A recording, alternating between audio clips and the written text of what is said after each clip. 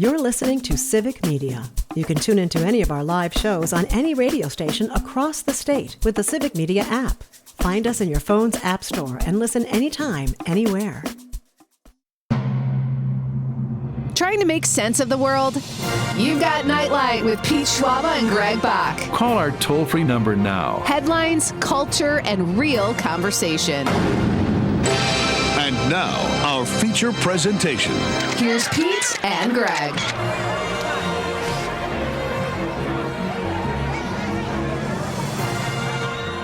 Welcome to Nightlight with Pete Schwaba and Greg Bach here on the Civic Media Network. You can always get in touch with us. Call or text. The number is the same, 855-752-4842, 855-75-CIVIC. Leave a comment on that live stream. We're currently streaming on Facebook, YouTube, and the platform we still call Twitter. Still lots of great programming still ahead. We are going to be talking to, I'm trying to find his name right here. It was right there. Oh, there it is. Adam Reiner. He is a James Beard award-winning food journalist to talk about his new book on the new rules behind dining. So don't go anywhere for that. That's going to be great conversation. Plus, we'll be wrapping everything up with the nightcap tonight, where we talk about what we learned, hear from you on the text line about your thoughts on the question of the night. Oh, speaking of the question of the night, let's restate that. Let's talk about the question. Okay, question. Question. Question. Pregunta. Question.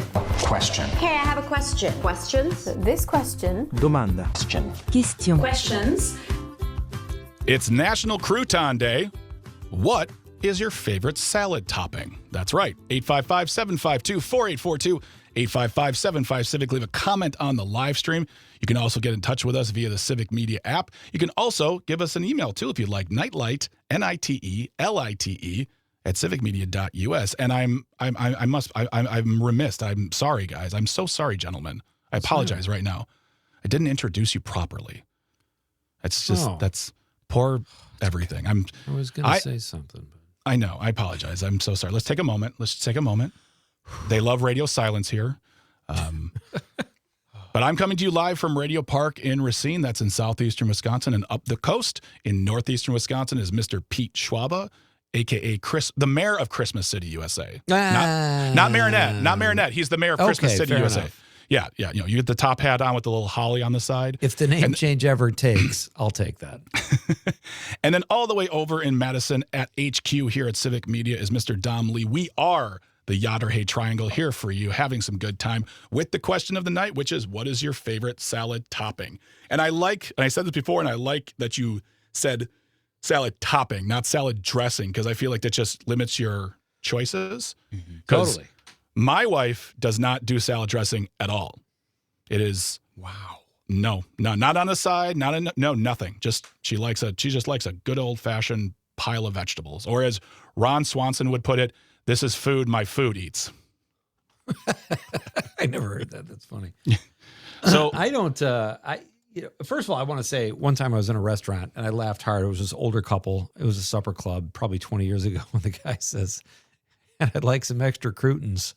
He called croutons croutons. I love me some croutons. Yeah. Who doesn't love stale bread? He rocked it. Yeah, exactly. There you go. What about you, Pete? What is your favorite salad topping? I'm going to come out guns a-blazing here, Greg, and I'm going to say red onion, oh boy, blue cheese, and French dressing, and with some bacon bits, too. I forgot to add the bacon bits, but I love that whole concoction. It's dynamite. And here's a little shout out to Supper Club dressing, too. Have you ever heard of peppercorn ranch? Of course I have. Oh, it's good. Yeah. And not every place has it, though. It seems like mostly it's just supper clubs. But those are my toppings, and I love a salad with all of the above on them. It's funny because a few years ago, I used to go to salad bars all the time, buffets, and they would always have the salad bar, even if it was like a Chinese buffet, Italian buffet, Jimmy John's buffet. That's an Italian joke right there. They always have a salad bar, whether it's a small salad bar, but they would always have French dressing. And I swear to God, I was like, did we all just forget about French dressing? Because no one ever brings, like, when you talk about dressings, it's ranch, Thousand Island, it's oil and vinegar, Italian. Yeah, but no one ever says, would you like French? Not to be confused with Western. They both kind of look alike. So if you're at a salad bar and they just have like both of them, then they're not labeled, you could get yourself in a world of trouble there. I feel like Western's a little more orangish whereas French has a little more dark hue to the liquid, if you will. So just something those are the weird things that pop up into my head for no reason whatsoever. I'm just like, what happened to French dressing? But maybe our guest could clarify that for us. Greg. Oh, I would love to see Adam a James Reiner. Beard award-winning writer be asked the question, what do you think about French? You think it gets the shaft, huh? What's your favorite kind of ranch on your croutons? Do you like garlic ranch or ranch ranch? Do you like spicy ranch? Don, what about you? Do you like to dunk your ranch in your pizza? I gotta steal Pete's Western dressing. I do like Western dressing. I really do.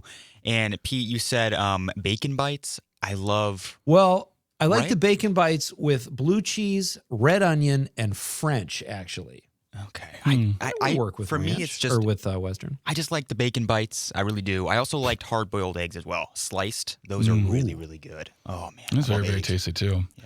Okay. I went to last year. I went to Butternut for some shows on the old program, and we went to it wasn't a supper club.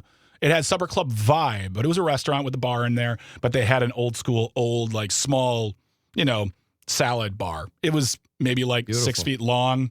It was not big in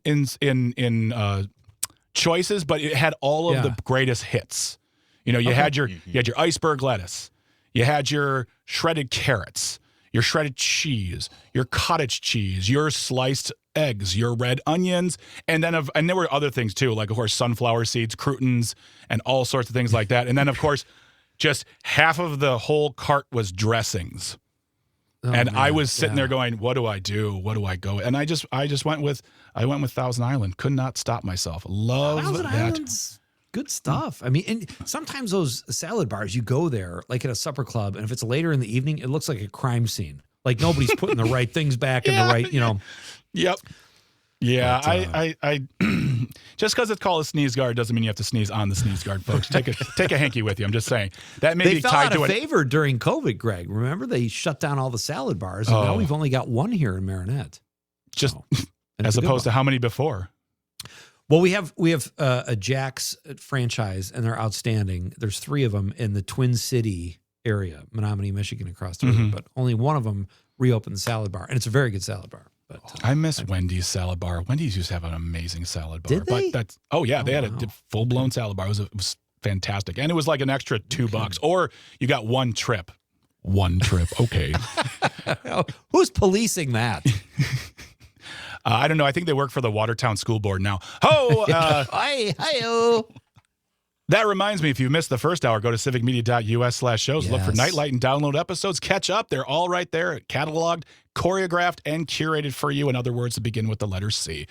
Dom, what do we have on the text line regarding tonight's question? We got quite a few. We got oh, boy. we got Monica from Mount Horeb coming in hot, saying sliced black olives in place of dressing. Adds a little moisture and a lot of flavor. Okay. I agree. I mean, I get down on black olives. I love it on pizza and salad. I wouldn't do it in place of dressing, but hey, I don't hate that, Monica. They can be overwhelming, though, the black olives. If you like them, they're great. But I love black olives. Okay. They can kind of take over. They're so good. What else we got? We got Brett from Brown Deer saying, my favorite salad topping is psychedelic mushrooms. They taste you really got to terrible. proofread these. But for the next 6 hours after dinner, it's a lot of fun. Very true. Especially Thanksgiving. He has very enjoyable evenings. Yeah, absolutely. We got Jack from Merrimack saying, my first real girlfriend taught me how wonderful salads can be. My mom's idea of salad was iceberg lettuce, a few chopped carrots, sour vinegar, and oil dressing.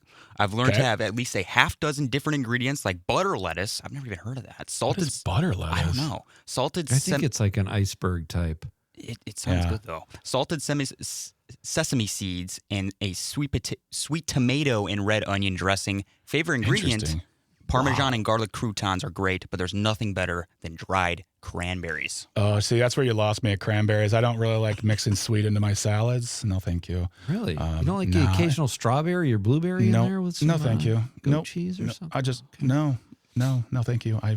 Yeah, that butter lettuce sounds good though. I love butter. I will always go for spinach. If the salad bar has spinach, I always go for the spinach or like a leafier, greener green than iceberg. But yeah, yep. You got to put some green in there, even if it's that's where all the nutrients just are, like right? green peppers. If it does. Any other text messages there, Dom? Yeah, we got a few more. We got John in Madison saying, I always add cherry tomatoes, red cabbage, whole black olives, feta cheese, and carrot slices. My new favorite add-on is sliced hard-boiled egg. And he still loves Western dressing as he did as a kid. I think you got a salad buddy right there, Dom. Yeah. Oh, man. Thanks, John. Let's get together and go for some salads, fellas. Come on. We went to high school. Salads over here. Every Wednesday we go for salads. Tacos on Tuesday, salads on Wednesday. And we also have John saying, great first guest tonight. Definitely. Thank you very John. much, John. Yeah. And we love the museum. Yeah. They're great. They're absolutely great. Do we have any other text messages, or we move on to the Face book? We also have Nick from Marshall saying, got to have bacon bits. The hard, crunchy ones are okay, but the soft ones are the best, especially if you make your own. Yeah. Make your own bacon bits. Yeah, I guess you just make bacon, right? And cut it you just up. make bacon and cut it up. I mean, I think the stuff you buy in the store is actually, wait for it, vegan. It's not real bacon. It's like a soy product or something, but it still smells and tastes like... yeah, you can make your own croutons, too, if you really wanted to, I suppose. Just let the loaf of bread go bad. Can I get an extra setting of croutons, please? Thank you very much. I love hard bread. It's just delicious and just tasty. Sorry, I don't know. I have no idea. I liked it. It was working for you. It's the perfect voice for croutons. I love croutons. Boris on Facebook puts one on there I totally forgot about, and I love this on salad too. Garbanzo beans. That's a good one. Okay. Do they taste like anything, though? For me. Yeah. Yeah. I mean, I like hummus too, so I think with the right dressing, like a nice creamy Italian on there with some garbanzo beans, great stuff, man. You're in flavor country. I love Amanda hummus. Nimmer, our pal, says sunflower seeds, and then she says, I must add to mine sunflower seeds, eggs, cheese, mushroom, and tomato with ranch. Ranch is in all caps. It's if we weren't going to read that or something. Thank you. Ranch! Amanda. Sean says hard-boiled egg and bacon bits. Another vote for hard-boiled egg and bacon bits. Okay. Brian says black olives, and even was nice enough to include like a nice taco salad picture there in case we didn't know what black olives look like. Thank you, Brian. Thank you, Brian. That's a nice, that's a lovely concoction. Yeah, go ahead, Greg. I was saying, what I really enjoy about this is that all of these answers, whether it's ours, text line, whomever, really missing the point, all of us, on what a salad can do and should do, I should say. We're just like, give me a bed of iceberg lettuce and give me everything my doctor doesn't want me to eat. But on top of top of lettuce, it's a salad.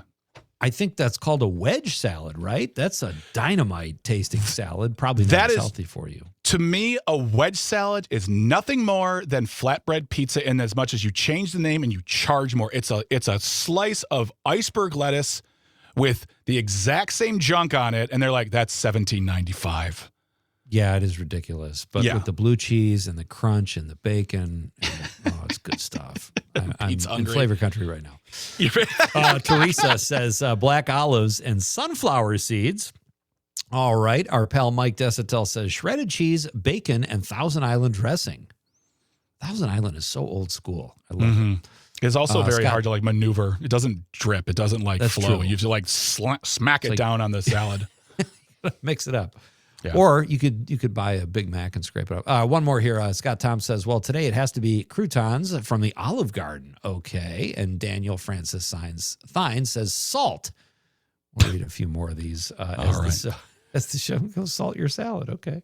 Don't go anywhere. When we come back, we'll be talking to Adam Reiner. He's a James Beard Award-winning food journalist to talk about his brand new book, The New Rules of Dining Out, plus the Nightcap. So don't go anywhere. We're right here on Nightlight with Pete Schwaba and Greg Bach on the Civic Media Network. Stay tuned.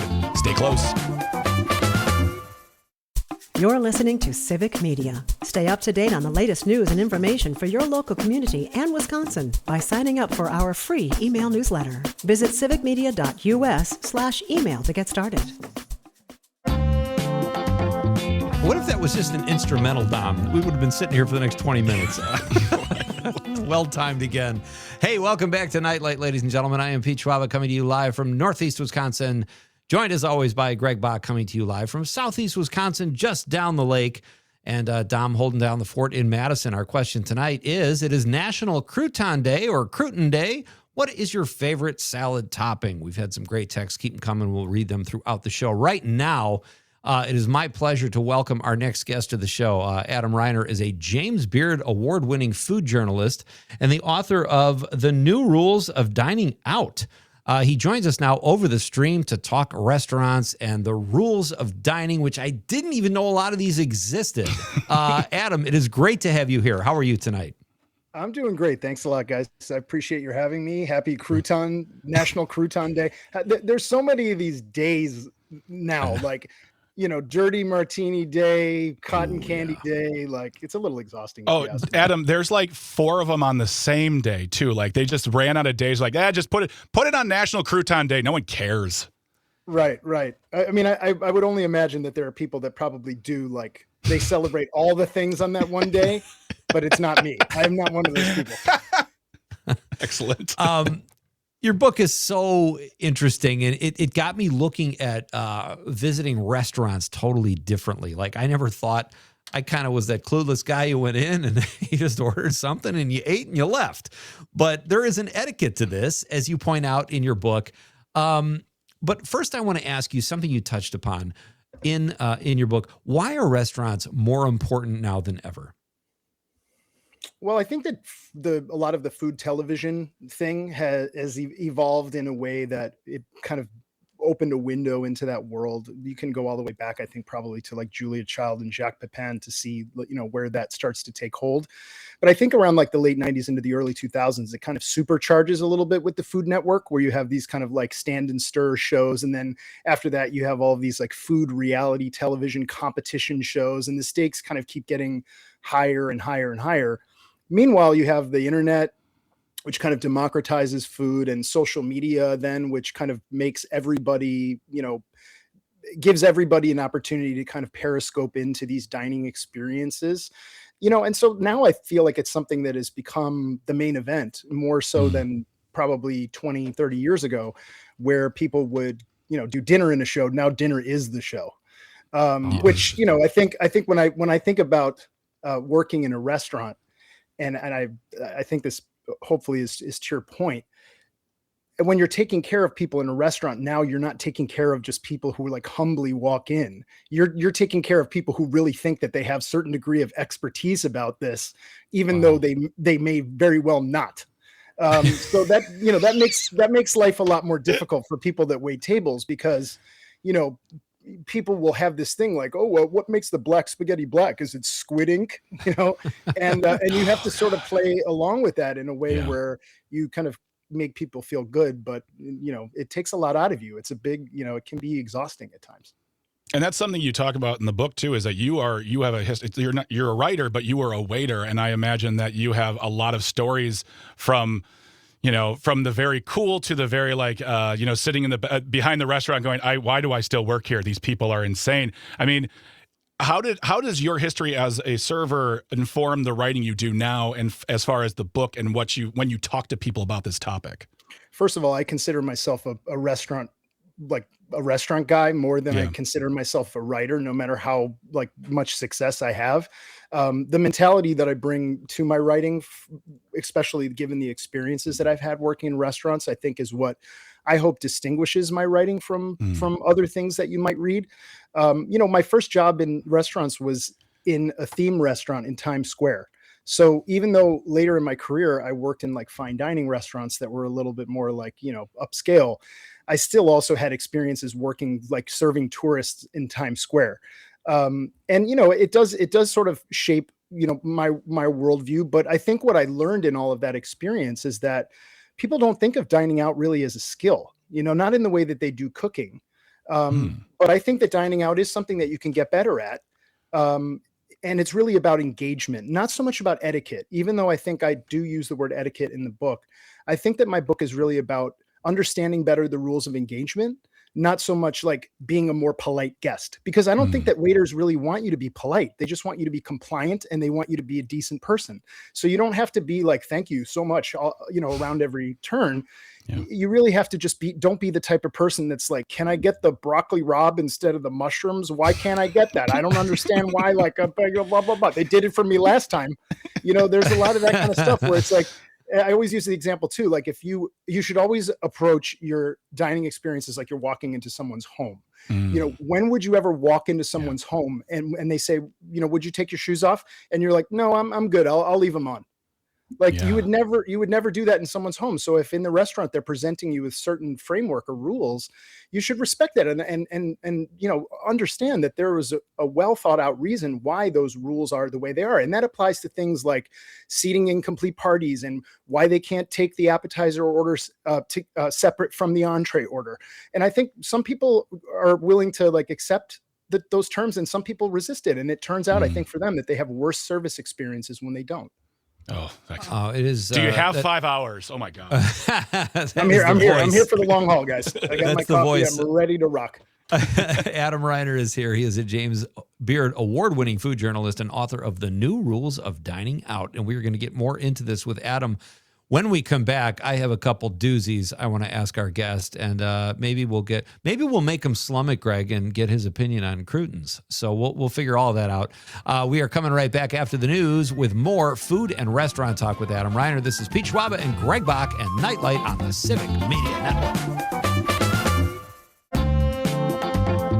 Welcome back. This is Nightlight with Pete Schwaba and Greg Bach.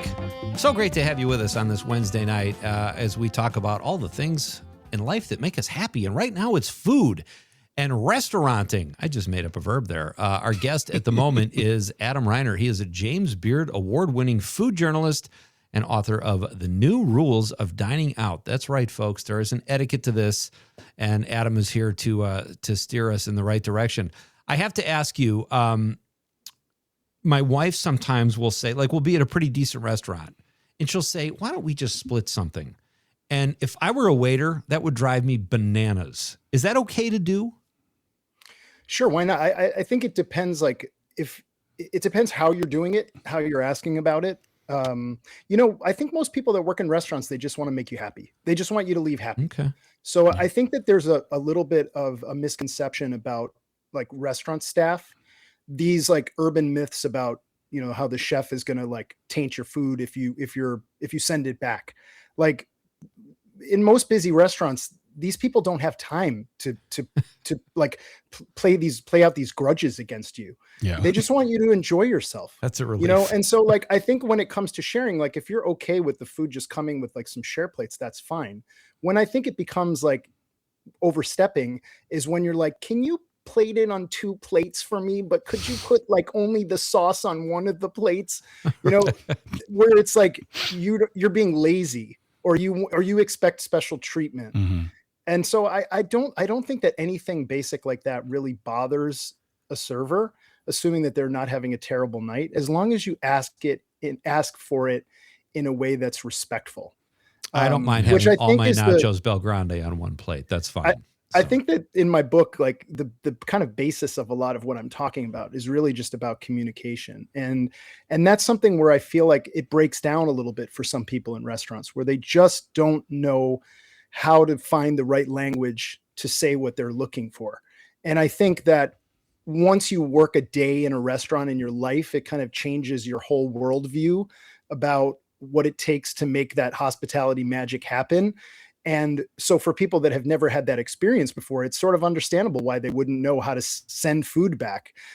Sending food back is a really hard thing because a lot of people, they always say the same thing. They're like, I never do this before. I've never done this before. Or I'm not that type of person. It's well, clearly you are that type of person, but even so, you don't really have to preface it with apologies if you're unhappy with the experience.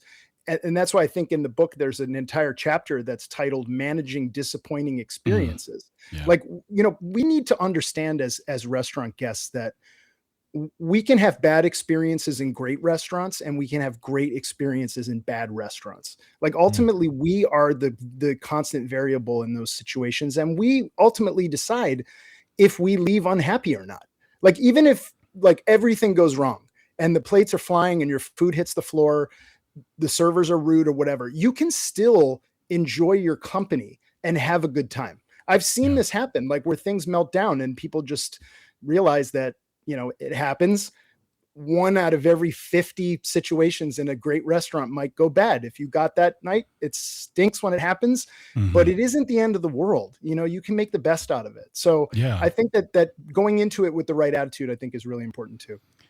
And that, leads me to a question here about modern day in 2026. We are 5 years out from the world being out in the world, not including the lockdown, but there's a whole new attitude. We have social media, people online filming their experiences, whether they're good, bad. They want clicks. They're hoping it's bad so they can, make $1 million.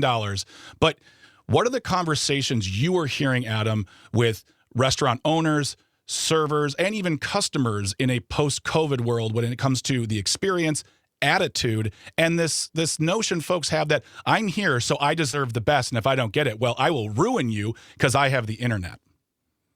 That always reminds me of the South Park episode when Cartman's an elite Yelper. Have you ever seen that? Yes. I'm actually reporting a big story right now that's about the restaurant economy. And I can tell you just from a lot of these conversations with people, restaurant owners, operators, chefs from all over the country, things are really, really bad right now. Like, I don't understand why there's this kind of disconnect between when people go to the grocery store and they see how expensive a bag of groceries is today, and yet they go to a restaurant and when it's pricey, they sometimes can't sort of like separate those two. Like they get more upset when the restaurant is expensive than they do when basic necessities like gas and groceries are expensive. But I think that with the technology part, I just want to add that becomes an obstacle to connection in a restaurant. And so like when you're a server and you walk over to a table and greet them and say, hello, welcome to the restaurant. Thanks for coming, blah, blah, blah. And the person says, could I get your Wi-Fi password? Like that immediately kills the vibe. And it immediately sends the message to the server, like dinner is a secondary like priority for you, which is a really negative thing. And I understand sometimes people want to post videos and all that stuff, but restaurants are like the ultimate analog experience, like a restaurant is never going to get better by having multimedia technology going on. It's the type of place where you need to set all of that stuff aside and switch it off. And when you're not doing that, then you're making life a lot harder for the people serving you. But I think that with the restaurant economy struggling right now, I feel like this is the most important time for people to really double down and be better guests than they have been in the past. These restaurants really need that support. They need you to buy a gift card, during the holidays that maybe it'll help to, keep them busy in January and February, to sit down at the bar on a Monday night at 5:00 when they open and order a glass of wine and a pasta. Like it's those dead times early and late that are the ones that are the hardest to fill. And without a doubt, post-COVID, things have changed. Dining habits have changed. Everybody's door dashing all the time. People don't stay out as late. You've heard all the narratives, I'm sure. People aren't drinking as much alcohol because they're, doing cannabis, things or whatever it is. It's not helping the restaurants in terms of their sales. And then on top of that, behind the scenes, they have issues like immigration and tariffs and food costs rising and labor costs rising. So it's really kind of a perfect storm right now for restaurants. That is not, it's not a healthy situation. Boy, that's a great point. Our guest is Adam Reiner. He is a James Beard award-winning food journalist and the author of The New Rules of Dining Out. It is a great read, folks. One of our listeners, our regular listeners, also waited tables, John Murray from Madison. He wants to know if 20% is an acceptable tip in the mind of today's waiter. And he also calls you his favorite guest of all time on this show, Adam. So there you go. I'm honored. Thank you. I think 20% is great. And, I think that 18% to me is still kind of the baseline.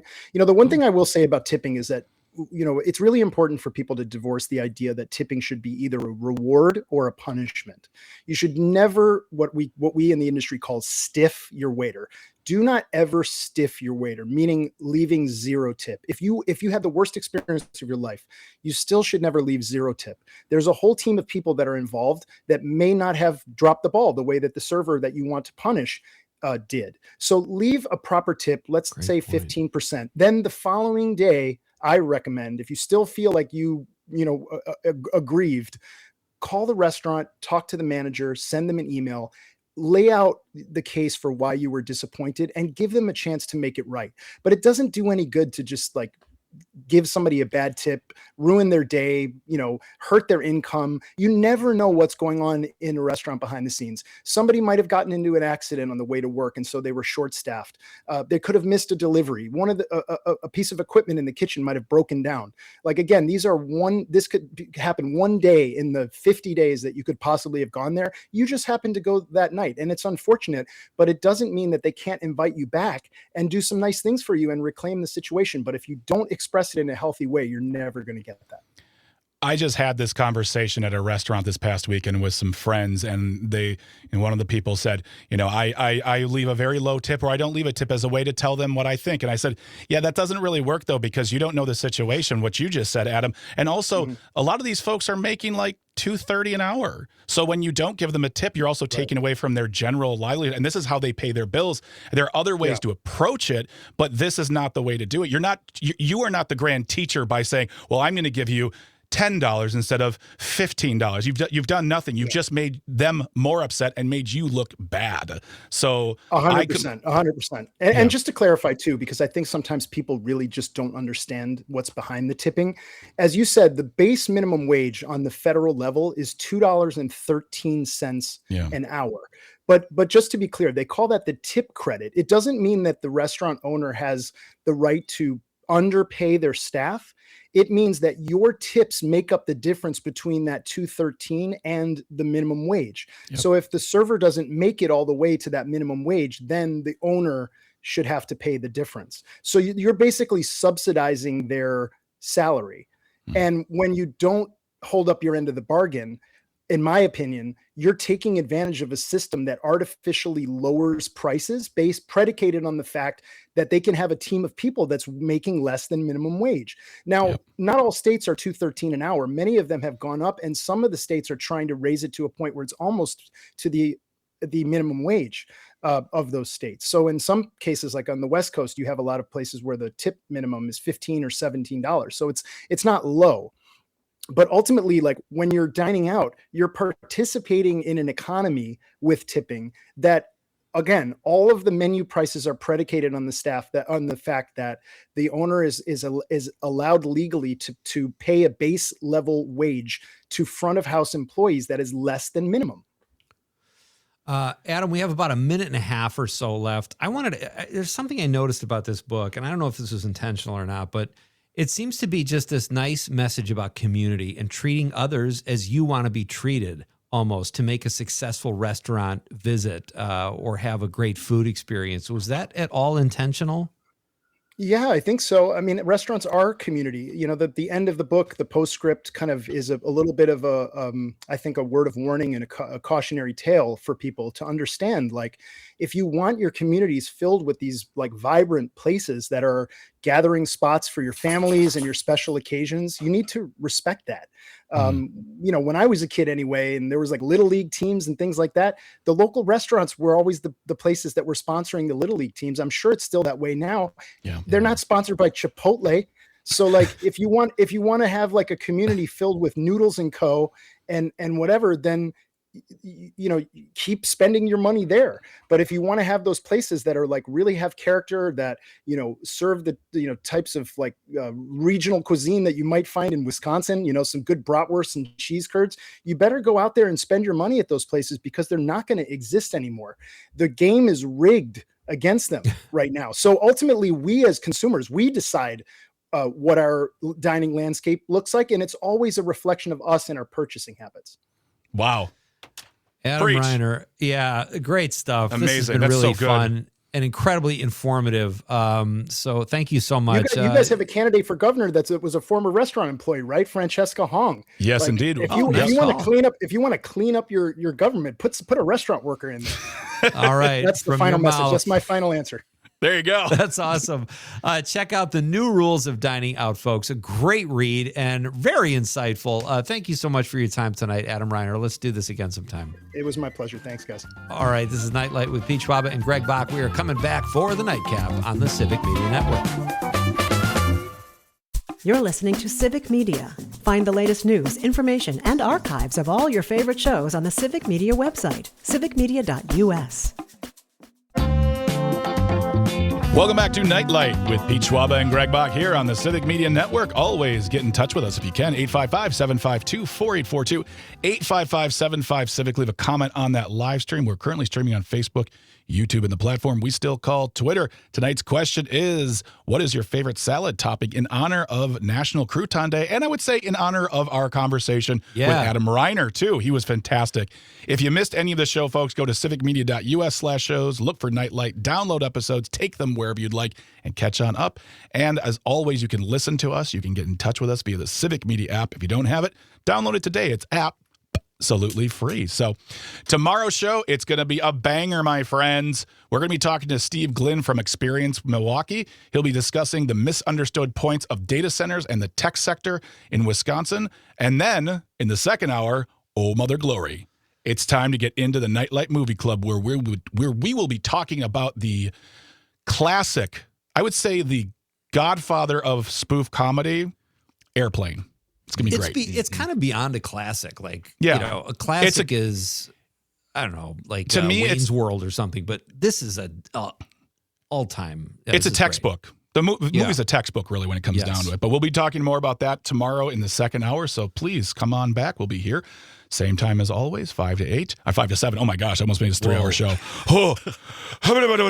But that'll be tomorrow. So please come on by, stick around, have fun, and let's get into the nightcap right now. We're going to get to some more of these text messages and Facebook messages about our question of the night and about what's on people's minds. Dom, what is on the text line right now? We got a few more. We got Nick texting in on WMDX, says homemade croutons are the best. Maple Tree Supper Club has really good croutons or croutons, and they seem like they're homemade because my mom made some in the past, and they kind of tasted similar. There we go. Oh, nice. All right. There you go. He does homemade. He's the guy that does the homemade bacon bits too. Nick is loving this salad question. I love it. We have Karen. He's like, finally, a question just for me. Yeah. Karen texting in on WAUK says smoked salmon and peas with blue cheese crumbles. Oh man, just get better than that. Wait, say that one more time. There was smoked salmon and peas with blue cheese crumbles. I don't hate that. I'm not a big fan of peas, not for any other reason. Why I just feel like they're useless. But good for you, dude. And they're good fiber. Oh, yeah. Okay, cool. Excellent. My mom used to put them in tuna salad when I was a kid. There was always tuna salad. Yes. Yeah, absolutely. Sneaking in there. And I just want to say thank you to John and Madison listening on WMDX for all the great texts regarding our conversation with Adam. I think that was a great talk. I really, really enjoyed that discussion with him. So did he have anything else to say? Did we miss anything else? He said I always overtip no matter what happens. I like to make up for that bad customer that burned my waiter. Okay. Yeah, I kind of do too, unless they're completely jerky. You know what I mean? Like, I'm with John on that one. I almost always, like, if 20% is like the average, I always give like 25, 30, especially breakfast servers. I always go overboard on breakfast server because that's a crazy time of day. Especially, and not only that, Greg, but like especially if your bill is $20 or $16 or whatever, 25. The difference between 20% and 25%, sometimes it's like 75 cents, or whatever. It's just worth it. Take care of people. What do we got on the Facce book? We got 3 more here. Mary Picorni Donlin, my producer at PBS for Director's Cut and the POV and Independent Lens Opens. Love Mary. She says French dressing and then made a puke emoji. Oh, wow. So she's laying it out there. She's not in flavor country. She loves it so much she gets sick. I got it. Got it. Understood. Matt Harper in Green Bay, rock rap artist, says hot bacon dressing from Rivers Bend Supper Club. Okay, thank you, Matt. Hope you're well, buddy. We've got a couple more here. Jenny Brand, our Civic Media colleague, says eggs, ! Especially if you swap it for the chicken in a Caesar salad. Okay. And then thank you, Jenny. And then Chris Anderson, my old pal, says gorgonzola. Yeah, I forgot about gorgonzola. When the cheese is right, it's great. When the cheese is right. On my Facebook page, we got a few more. My friend Katie says feta, pickled onions, and all olives. All right. Well, that sounds more or less like a salad than just, those 3 things. Bill says shredded cheese. Melissa K., our buddy up north who works for Civic Media, she says cottage cheese. I always put cottage cheese on the side. I don't put it on the salad. I want that separate. Yeah. That's how I say it. Excuse me. Nikki says Caesar style. So croutons, Parmesan cheese, Italian dressing. By the way, it's pronounced croutons, but I like saying croutons. If I don't count dressing and have to choose one from the other, I'll go Parmesan. My friend Ryan says, I guess it's croutons. Is that what you want to hear? Croutons? There, I said it. Whatever, man. No, Ryan's hilarious. Trust me, he was giggling while he wrote that. Oh, okay. Joe says, bacon! With 3 exclamation points. Nice. Victoria says, bacon, cheese, hard-boiled eggs. That's basically a sandwich at that point. And then Jim says, cukes for cucumbers. So, oh, yeah, cucumbers. Thank you so much, everybody. Pete, what'd you learn tonight? I learned a lot of stuff. That I learned that going out to eat is a process. Mm-hmm. And there's a point in his book where he says it's like this immersive theatrical experience where you're the main character. I mean, he has broken this down, and it was really fun to talk about that stuff. I'm going to repeat the name of the book because John out there, John Murray and Madison, in case you want to pick this up, that is now I just lost it. What is it called, Pete? I had it too, and now I threw my questions out. Stand by. The New Rules of Dining Out. There you go. John, you really enjoyed that book. I hope you get it. I hope you read it. Let us know if you get it. And we'll work on getting him back on the show. That would be a great after dark discussion. Absolutely. Dom, what did you learn, Mr. Jimmy Caesar? Real quick, just learned that there's a thing as butter lettuce. I thought that was really cool. And can't go on. Yes. I got to look that up. Butter really lettuce. Yeah. What did you learn, Greg? Well, thanks so much for asking, Pete, not Dom. My goodness. I just learned that no matter where you're going to eat, it doesn't have to be a 3-star Michelin restaurant. It can be, a local diner, it can be a chain restaurant, but you have to have a certain etiquette, attitude, and you need to release your own mind from expectations of what you think you deserve in that experience. Have a good time, tip, and don't be a jerk. Interesting. Really there you go. Really good. All right, folks, we got to get on out of here, but don't you worry. There's more programming after this program right here. Thank you so much to Dom, Tucker, Engineering Traffic for all the work they do, making sure the microphone's turned on. Everybody who called, texted, got on the live stream. Without you, there is absolutely no us, so we appreciate you being a part of this adventure with us. It's time to get on out of here, but we're going to have a fun time tomorrow. Say goodnight to the people. Pete. Good night, Wisconsin. The national news cycle never stops, but it can be hard to find news about your local community. Civic Media is dedicated to providing quality local and state news coverage across Wisconsin. With the Civic Media app, you can get notifications about local stories that matter to you and your community. Find the free Civic Media app in your phone's app store and choose notifications from the menu to tell us what kind of news you want to hear about.